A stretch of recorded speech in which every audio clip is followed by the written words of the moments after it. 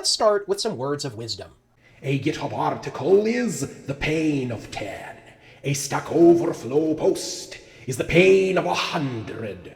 A Medium article is the pain of an economic sector! Naturally, here's an article about how to jury-rig subqueries, and exposed, because, as we know, exposed doesn't actually support subqueries for real. Now, kudos to Jazeel for figuring this stuff out and taking the pain for the rest of us. Now let's have a look at the query. This is pretty darn simple.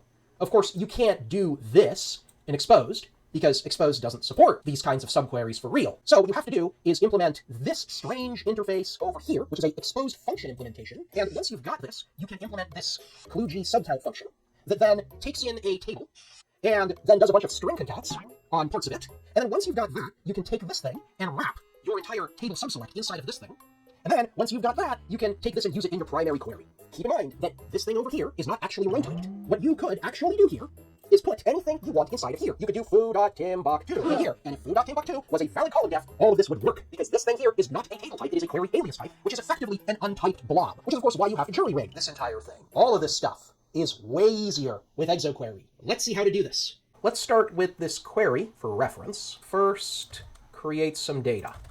I think this is reasonable. Let's start doing our capture. Now let's do the from. Let's do the left join of the follows. Now let's do the where clause because we're looking for a specific user here.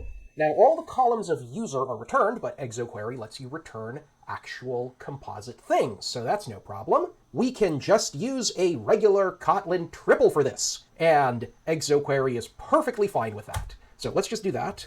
Now let's do our user. Then let's do our folder counts. And then finally, we're going to do the inner query. Now there are a few ways to do this, but let's just do the easiest one with a capture.select. We'll select the inner follows table. We have to join that on the same user ID. And then let's just return the count. This thing is returning a SQL query type. We do .value to take that back down to a scalar type. Let's do .run. Now let's compile this. Now here's our query. Now there are several other things we can do to make this even simpler, like we can extract this whole thing, or we can make it into one line.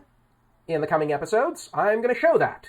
Meanwhile, if you are stuck writing queries like this, and especially if you are stuck writing custom logic like this, you really should try ExoQuery, because this is much simpler. So give ExoQuery a shot. There's really not much to lose here. That's it.